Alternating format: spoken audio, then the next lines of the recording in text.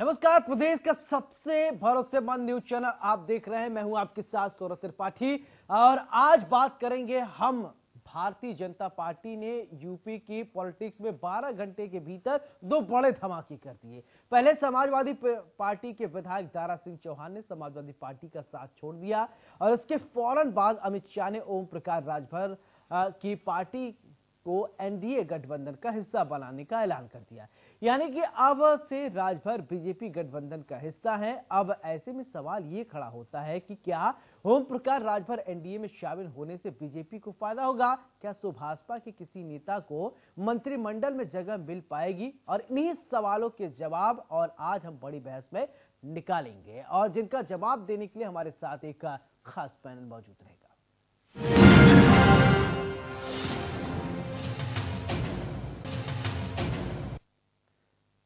ऐसा माना जाता है कि दिल्ली की सत्ता का रास्ता उत्तर प्रदेश से होकर गुजरता है और इसी से हिसाब लगाया जा सकता है कि लोकसभा चुनाव के लिए यूपी की जगह कितनी ज्यादा महत्वपूर्ण हो जाती है। उत्तर प्रदेश की 80 सीटों पर जीत हासिल करने के लिए विकास के मुद्दे के साथ जाति समीकरण भी बड़ा फैक्टर माना जाता है और मिशन 2024 में बीजेपी जीत हासिल करने के लिए लगातार काम कर रही है।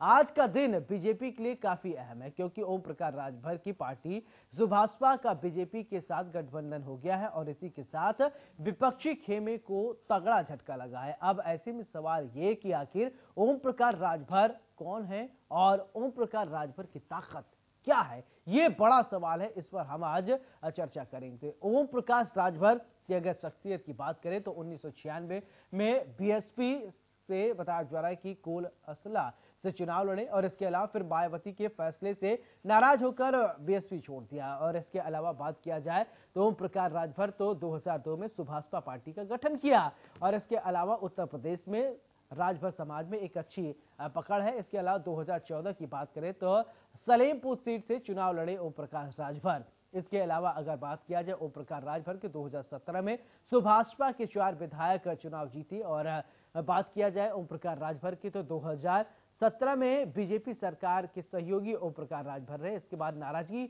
होने के बाद ओम प्रकाश राजभर समाजवादी पार्टी में चले गए। समाजवादी पार्टी में चुनाव लड़े। फिर इसके बाद ओम प्रकाश राजभर को कुछ असहजता महसूस हुई। इसके बाद उन्होंने पार्टी छोड़ दिया। बीजेपी से दूरियां उन्होंने फिर पहले बढ़ाई थी और 2022 में समाजवादी पार्टी से गठबंधन में चुनाव लड़े, लेकिन समाजवादी पार्टी जो है वो चुनाव हार गई और फिर से एक बार गठबंधन टूट गया।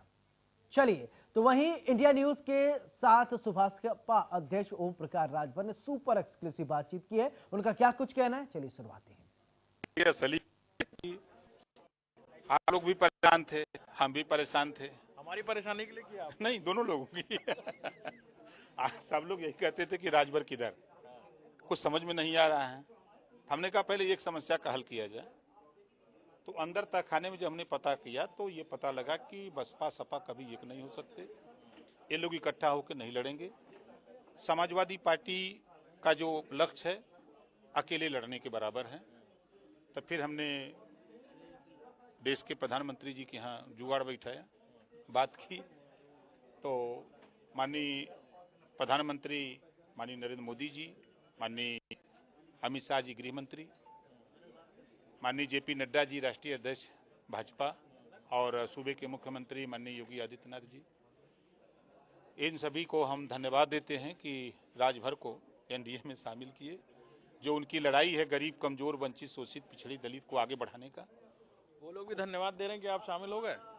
आपने ट्वीट नहीं देखा अमित शाह जी का? मुझे तो आप लोगों के सहयोग और हमारे संघर्ष,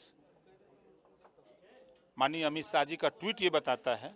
ये एक जो नई गणित शुरू हुई कि दारा सिंह चौहान भी आ गए अंदर, अब बाई इलेक्शन पर आपके बेटे भी चुनाव लड़ेंगे और वो उनकी बाई इलेक्शन सीट पर ये लड़ेंगे, अफजाल अंसारी की बाई इलेक्शन की सीट पर वो चुनाव लड़ेंगे। ये गणित पहले से थी दिमाग में कि नहीं, ये सूत्रों के हवाले से ऐसा कुछ नहीं है। अच्छा, देखिए, सीटों के संबंध में और सारी बातें आते रहेंगे। अभी हम एक लक्ष्य एनडीए में शामिल हैं, 18 तारीख को मीटिंग में जाएंगे। ये दो बातें क्लियर हैं। हमारे साथ ओम प्रकाश राजभर थे जो बता रहे थे बहुत सारी बातें 18 के बाद सौंपी, लेकिन उन्होंने अपने अंदाज में फिर से वही कहा कि सीटों के ब्रेकअप की बात हो या बाकी राजनीतिक दलों से लोगों को लाने की बात हो, वो जो सस्पेंस बनाए रखते हैं वो सस्पेंस अभी भी बरकरार रखना चाहते हैं। कैमरा अरशद के साथ अभिषेक सिंह, इंडिया न्यूज, लखनऊ।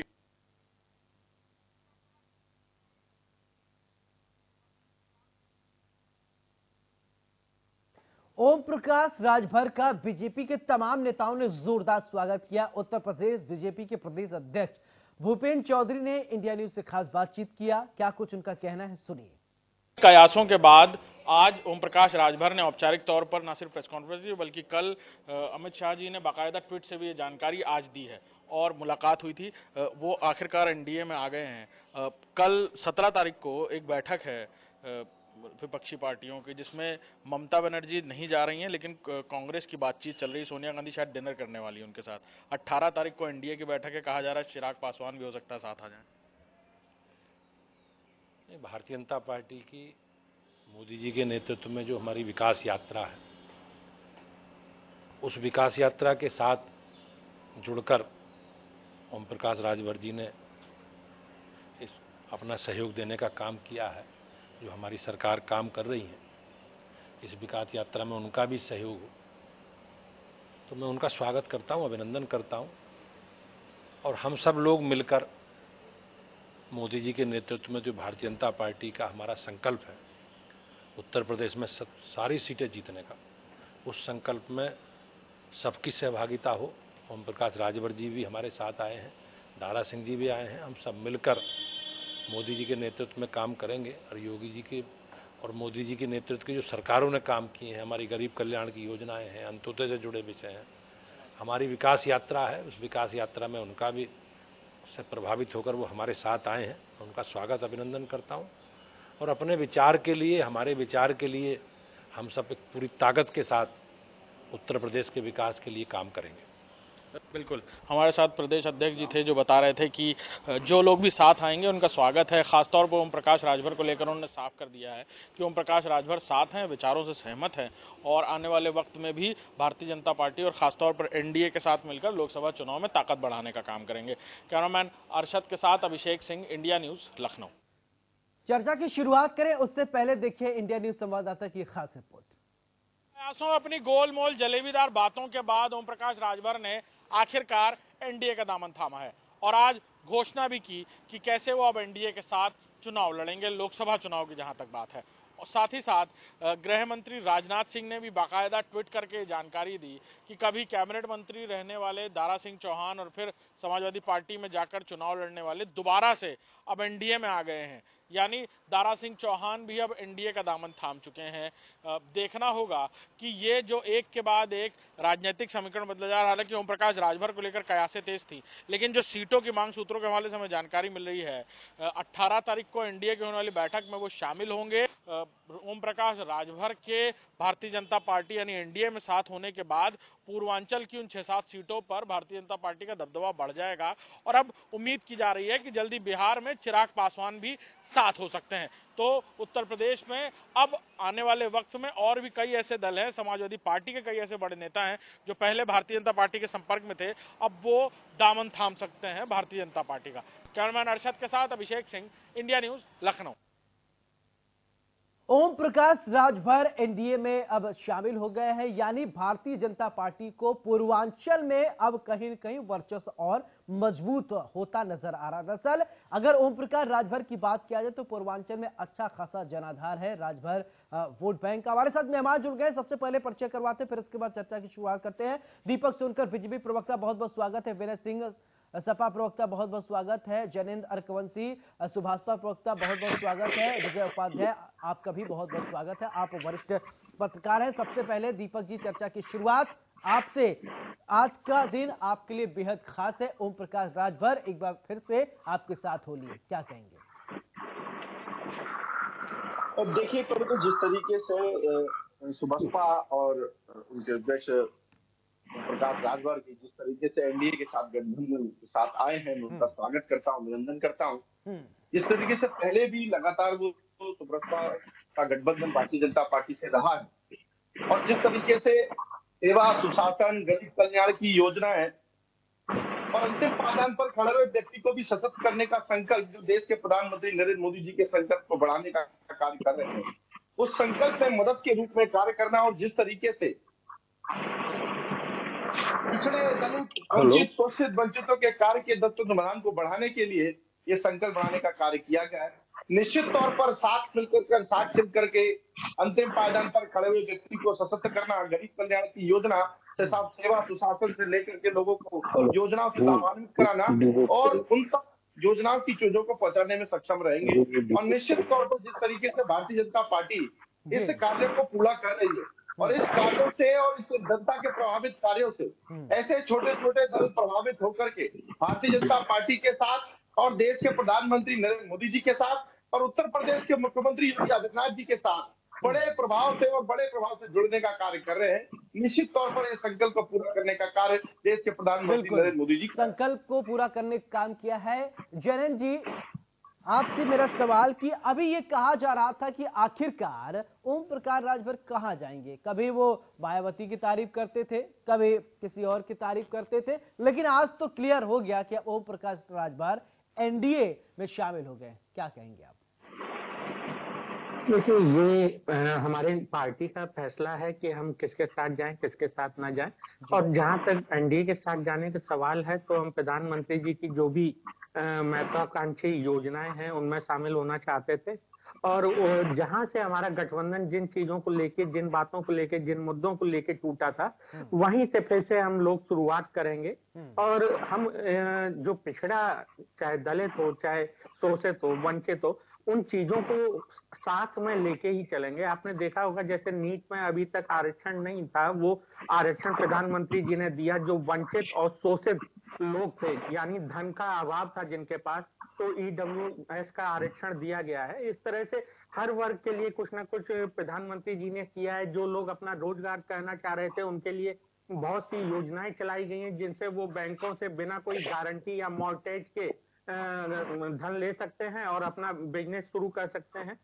कौशल विकास योजना है जिसमें विकास कौशल के लिए ट्रेनिंग दी जाती है, तो युवा उसमें जाके कौशल किसी भी तरह का प्रशिक्षण ले सकते हैं और आगे बढ़ सकते हैं। तो इन सभी चीजों को देखते हुए कहीं ना कहीं हमने भाजपा के साथ जाने का फैसला किया है, क्योंकि समाजवादी पार्टी ने लोगों के बीच में से, चाहे वो पीडीए का जरूर कहती हो, बिल्कुल, तो उनके बीच में अपना अस्तित्व खो दिया है। कल ही का मैं एक वीडियो देख रहा था शाहजहांपुर की समाजवादी पार्टी। जयनंद जी, आप एक सवाल मेरा ये, आप कह रहे हैं कि आप भाजपा एनडीए में आप आ गए, ठीक है। इससे पहले आप एनडीए के पार्ट थे, फिर मन मुटाव हुआ, कुछ बातें नहीं बन पाई, आप समाजवादी पार्टी में चले गए, फिर समाजवादी पार्टी में शायद आपकी बातें नहीं बन पाई, फिर आप भाजपा में आ गए। क्या इस बार टिकेंगे, टिकाऊ बल्लेबाज बनेंगे? नहीं, बिल्कुल हम लोग टिकने के लिए ही आए हैं। जहां तक रही समाजवादी पार्टी के साथ जाने की, तो समाजवादी पार्टी के साथ हम अलग नहीं हुए थे। हमें तो चिट्ठी लिख के बाकायदा पिछले साल जुलाई में अलग किया गया था। 23 जुलाई की चिट्ठी थी, उसमें माननीय शिवपाल जी को और हमारी पार्टी के राष्ट्रीय अध्यक्ष माननीय ओम प्रकाश राजभर जी को विनय जी चिट्ठी लिख के अलग किया गया था। भी जवाब लूंगा। विनय जी, ओम प्रकाश राजभर एनडीए के पार्ट हो गए, और मैं एक सवाल पूछ रहा था जयनंद जी से, आप मुस्कुराए, जवाब आपसे भी चाहूंगा। देखिए, मैं मुस्कुरा इसलिए रहा था, मैं सोनकर जी को भी सुन रहा था और वंशी जी को भी सुन रहा था। इससे पहले जब सुभाषपा समाजवादी पार्टी के साथ थी, तो सोनकर जी के साथ भी एक आध डिबेट में मैं रहा हूँ। वो शब्द मैं याद कर रहा था और वंशी जी के वो शब्द याद कर रहा था कि लोगों को एक दूसरे के प्रति किस तरह का आचरण था और किस तरह के लैंग्वेज से आज आप देखिए कि किस तरीके से एनडीए के साथ जो है जा करके उनके राग में राग आलाप रहे। एक चीज जरूर आपके माध्यम से यहाँ पे हम पूछना चाहेंगे, अरवंशी जी भी हैं, सोनकर जी भी हैं। जी जी। सुभाषपा जाति जनगणना की आवाज बड़ी जोर शोर से उठाती थी। क्या उस जाति जनगणना की डिमांड को भारतीय जनता पार्टी मानने को तैयार है? सोनकर जी हैं, उसको बताएंगे, उस चीज को मान लिए। क्या अरवंशी जी ये बताएंगे कि उस चीज को नहीं माना, हम उस चीज को जो दलित। जयनंद जी, मैं आपके पास आऊंगा, एक बार विनय जी को सुनिए, कई सारे सवाल भी ये पूछ रहे हैं आप लोगों से, जवाब सुन लीजिए, पूरी बात सुनिए, पूरी बात हो जाने दीजिए। दलित शोषित जितने भी पिछड़े समाज या अल्पसंख्यक जो भी हैं, वंचित हैं, उनकी जो लड़ाई लड़ी जा रही थी, उस लड़ाई को सरेंडर कर दिया सुभाषपा ने, क्योंकि यह लड़ाई तो आज की तारीख में, हकीकत में अगर कोई लड़ रहा है तो उत्तर प्रदेश में के अंदर माननीय राष्ट्रीय अध्यक्ष अखिलेश यादव जी के नेतृत्व में समाजवादी पार्टी लड़ रही है। यह सुभाषपा जो है, देखिए कितने दरवाजे इन्होंने नाक किया। पहले भी मैंने कहा था कि देखिए कौन दरवाजा इनके लिए खुलता है। समाजवादी पार्टी, जिन्होंने सही कहा, समाजवादी पार्टी ने इनको बाकायदे प्रशस्ति पत्र दे करके इनको बाहर किया था कि जाए आप, क्योंकि आप जो है अपने परिवार को केवल सेट करना चाहते हैं और समाज को नहीं करना चाहते। आप समाज की लड़ाई नहीं लड़ रहे हैं, आप केवल परिवार की लड़ाई लड़ रहे हैं। तो ऐसे लोगों की इस लोकतंत्र में समाजवादी पार्टी आज जब अखिलेश यादव के लिए उन्होंने कह दिया कि अखिलेश जी को तो सत्ता विरासत में मिली, ये जब आज मीडिया वाले उनसे सवाल, समाजवादी पार्टी से रिलेटेड जब सवाल पूछा तो उन्होंने कहा विरासत मिली इसलिए वो मुख्यमंत्री बन गए थे। तो देखिए, आप अगर इस तरह से कहते हैं तो मैं नहीं, ये ओम प्रकाश राजभर जी नहीं, मैं कोई भी कह रहा हूँ। सोनकर जी बैठे हैं, आदरणीय माननीय मुख्यमंत्री श्री योगी आदित्यनाथ जी महाराज आज उत्तर प्रदेश की गद्दी पे विराजमान है। कोई गली समाज के अंदर संघर्ष करके नहीं आए, उनको भी कहीं न कहीं से विरासत मिला। पूजनीय श्री अवैधनाथ जी महाराज की गद्दी कहीं न कहीं उनको मिली है, वह विरासत जो गोरखपुर की थी उनको मिला। यह कोई विरासत नहीं होता, वो लड़ करके जीत करके माननीय राष्ट्रीय अध्यक्ष जी आए, अपने दम पर आए, उन्होंने पार्टी का नेतृत्व किया। विरासत आप समझ सकते हैं किसको मिला। भारतीय जनता पार्टी में जिसके परिवार है अगर, तो बता दो कौन सा ऐसा नेता जो अपने परिवार को सेट। चलिए, विजय उपाध्याय जी हमारे साथ वरिष्ठ पत्रकार है। विजय जी, मेरा सवाल आपसे कि ओम प्रकाश राजभर एनडीए के पार्ट हो गए हैं, अब आपका क्या एक एनालिटिकल जवाब सर मैं आपसे चाहता हूं।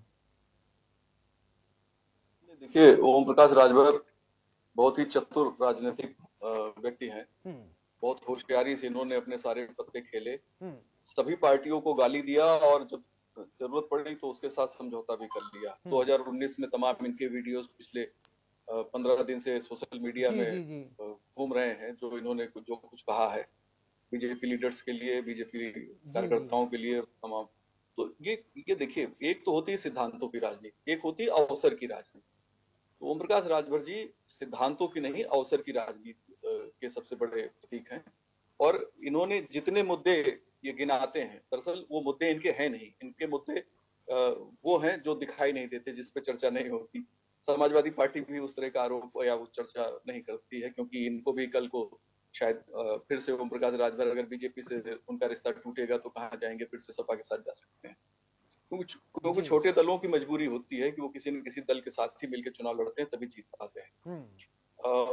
अब यूपी की जो स्थितियां हैं, समाजवादी पार्टी के साथ जब इन्होंने चुनाव लड़ा था तो 19 सीटों पे 18 या 19 सीटों पे चुनाव लड़े थे, और उस गठबंधन में इनको 29% जिन सीटों पे चुनाव लड़े थे वहाँ 29% वोट मिले थे, और समाजवादी पार्टी को 37.25 वोट मिले थे, जहां पे समाजवादी पार्टी ने चुनाव लड़ा था। यानी कि समाजवादी पार्टी का बड़ा वोट इनको मिला, जिसके सहारे इनके 6 लोग जीते।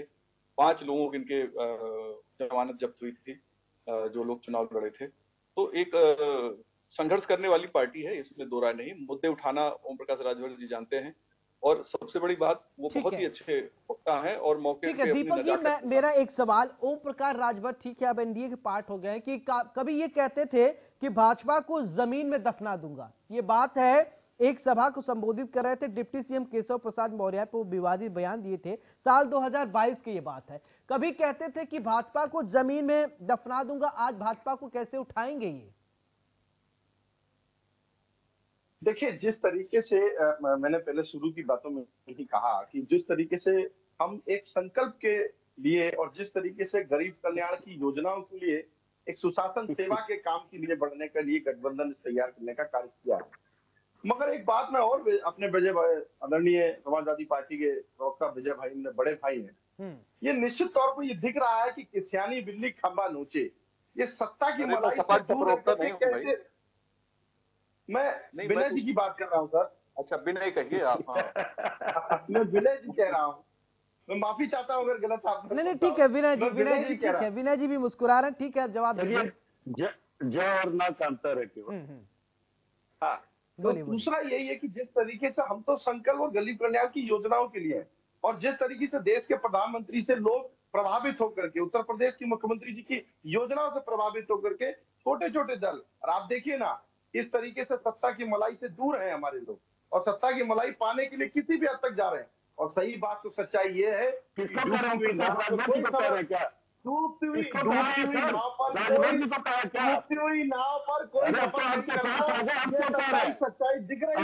और देश की जनता और जान रहा है कि देश के अंदर देश की जनता का साथ देश के प्रधानमंत्री नरेंद्र मोदी जी के साथ है, प्रदेश की जनता का साथ देश के प्रधानमंत्री नरेंद्र मोदी जी के साथ है, उत्तर प्रदेश के मुख्यमंत्री योगी आदित्यनाथ जी के साथ है। और जिस तरीके से सबका साथ सबका विकास। दीपक जी एक और बयान मैं आपको कोट कर देता हूं राजभर साहब का, फिर इसके बाद मैं जवाब लूंगा। ठीक है, मैं अब तो आज के पार्ट हो ही गए हैं, एक जवाब इन्होंने और दीजिएगा। उन्होंने कहा है जितना खर्च बीजेपी 2 महीने में करती है उतने का शराब पी जाती है हमारी बिरादरी, ये भी कहा था। देखिए जिस तरीके से अलग अलग दल के अपने व्यवहार हैं और जो पार्टी के विचारधारा से लोग जुड़ते हैं, पार्टी के कार्यकलापों से लोग जुड़ते हैं और जिस पार्टी के साथ जुड़ते हैं, तो निश्चित तौर पर उन्हीं के आधार पर कार्य करके और उन्हीं की योजनाओं के साथ मिल करके और जो पार्टी के कार्यक्रमों की चिंता है और सिद्धांत है और जो संगठन के जैनेन जी मैं आपके पास आऊंगा, उसी पर कार्य किया जाता है। ठीक है जैनेन जी, जी बोलिए। ठीक है विनय जी आप बोल लीजिए, फिर इसके बाद मैं जैनेन जी के पास जाऊंगा। ठीक है बोलिए। देखिए मैंने पहले ही कहा था आपको कि राजभर जी समाज की लड़ाई नहीं लड़ रहे। उन्होंने जिस तरह से अपने समाज के लिए आपने कहा ना कि कहा कि वो की जाते हैं, तो ये समाज नहीं परिवार की लड़ाई लड़ रहे हैं। और अभी दीपक जी कह रहे थे सत्ता की मलाई, अब तो राजभर जी उनके साथ आ गए हैं। क्यों ऐसा कह रहे हैं कि वो सत्ता की मलाई खाने के लिए उनके साथ आ गए? मेरे समझ में आया नहीं। अभी ये भी खबर आ रही है कि गाजीपुर से अपने बेटे अरुण राजभर को चुनाव लड़वाना चाह रहे हैं। ये भी अभी अरुण राजभर अभी जुड़े थे इंडिया न्यूज से, तो उनसे मैंने ये सवाल पूछा था। सत्ता की मलाई से दूर है। जैनेन जी मैं आ रहा हूँ, बस आ रहा हूँ तुरंत। इस तरीके से उनका बाहुबल, जिस तरीके से उनका खुदमा टूट रहा है, आज वो किसानी बिल कार्य कर रहे हैं।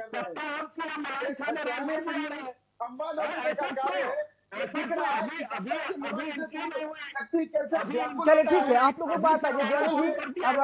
जैनेन जी आप कुछ कहना चाह रहे थे, फाइनल कमेंट आपसे लूंगा, फिर इसके बाद छोटा सा कमेंट विजय जी से। ठीक है जैनेन जी आपसे, ठीक है बोलिए आप क्या कह रहे थे, फाइनल कमेंट।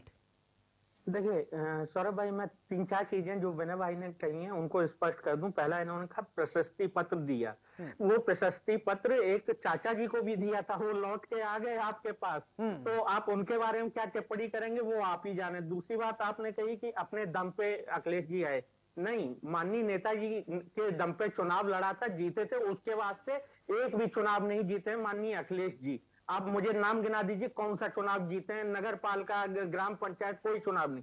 तीसरा आपने कहा सपा लड़ रही है, बिल्कुल सपा लड़ रही है, बेल के लिए लड़ रही है, अदालतों में लड़ रही है। चलिए ठीक है, अपने गुंडे अपराधियों को बचाया जाए जो जिन्होंने। ठीक है विजय जी, ठीक है विजय जी फाइनल कमेंट आपसे 30 सेकंड में। ठीक है विजय जी, ठीक है विजय जी का फाइनल कमेंट सुन लीजिए। आपने बताया कई सारे आरोप लगाए, अखिलेश जी अपने दम पे कुछ नहीं किया। ठीक है विजय उपाध्याय जी फाइनल कमेंट।